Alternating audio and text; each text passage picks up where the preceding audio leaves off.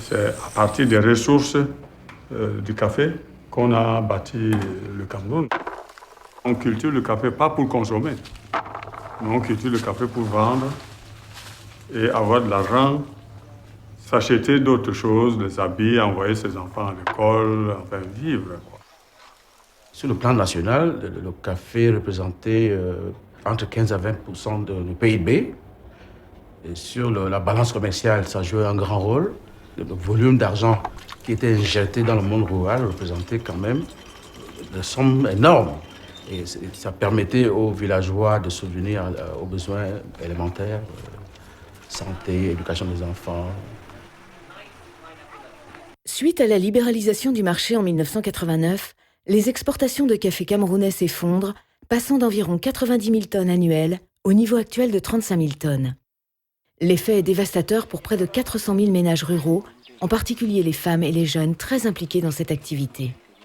En 2008, l'Union européenne initie le programme Tous ACP relatif aux produits de base agricoles et développe un partenariat d'organisation où le Centre du commerce international, ITC, joue un rôle majeur pour tenter d'apporter une réponse à ce problème. Nous avons bénéficié d'un concours important, d'un appui technique très utile du Centre du commerce international, ITC, qui nous a appuyés de bout en bout dans le processus participatif qui a permis l'élaboration d'une stratégie. La stratégie de développement du secteur café au Cameroun fixe un programme commun pour le secteur privé, notamment les producteurs, les usiniers, les exportateurs, ainsi que les organes de filière et les ministères compétents. Elle permet une action coordonnée dont les Camerounais sont le moteur. Je crois que la filière café avait besoin de cela. Pendant longtemps, notamment depuis la libération et la crise, nous naviguions un peu à vue. Certes, le gouvernement avait beaucoup de bonne volonté. Le gouvernement pensait déjà relancer la filière café, mais on n'avait pas sous la main la manière, comment, quand débuter cette relance. Pour mettre en œuvre la stratégie, un programme en 3 axes est développé.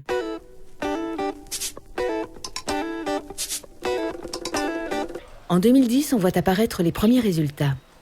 La recherche permet de fournir chaque année environ 10 millions de plants, issus de variétés améliorées, résistantes aux maladies et offrant des rendements plus élevés.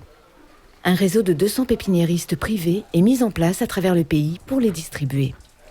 Depuis que la stratégie a mis en place, avec cet appui régulier du ministère de l'Agriculture, notamment pour les intrants agricoles, on sent quand même que les planteurs de plus en plus sont en train d'améliorer leur niveau de revenus.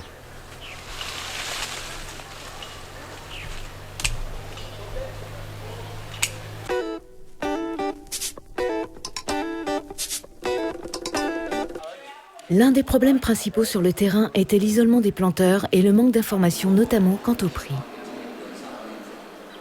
On a des acheteurs qui sont stables dans notre région. Ce sont eux qui amènent les prix. Ce sont eux. Nous, les villageois, nous ne pouvons pas leur dire les prix. Les planteurs peuvent désormais être informés sur les prix par les radios locales ou par SMS. Un programme est en cours afin d'amener les collecteurs de produits à respecter les normes de qualité édictées et à s'enregistrer. Une initiative comme celle-ci est encouragée.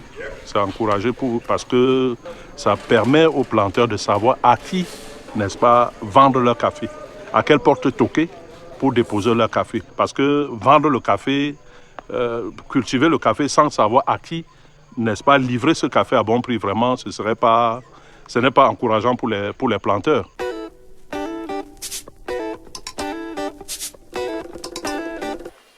Une des réalisations phares de la stratégie, qui a été soutenue par la Banque mondiale, est le projet pilote de centre d'excellence pour la production, le traitement et la commercialisation du café.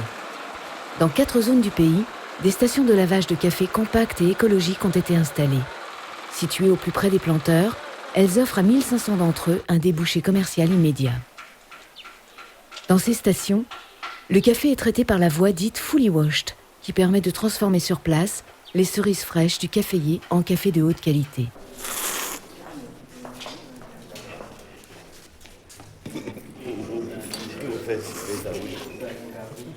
Les planteurs sont accompagnés dans le processus d'amélioration de la qualité de leur café afin de comprendre les exigences du marché international.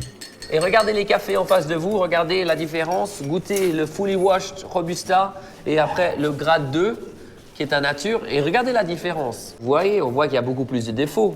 Celui-là est beaucoup plus propre. À la tasse aussi, il sera beaucoup plus propre.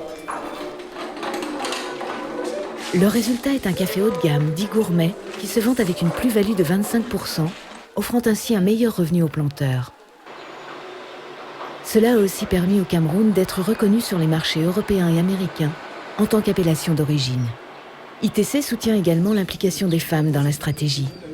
Près de 1000 acteurs de la filière café ont été sensibilisés. Hommes et femmes du Cameroun sont désormais ensemble sur la voie de la relance de leur filière. Un seul doigt ne peut pas ramasser un caillou. Quand nous sommes ensemble, ça peut nous avantager sur les travaux communs. Je vais dire à mes soeurs de faire aussi comme moi, de planter le café. Parce que ce n'est pas seulement l'homme qui doit planter le café, la femme aussi peut mettre le café à terre. À ITC, la communauté européenne nous apporte cette lecture de l'avenir qui permet aux producteurs de mieux gérer leur terre là où ils se trouvent.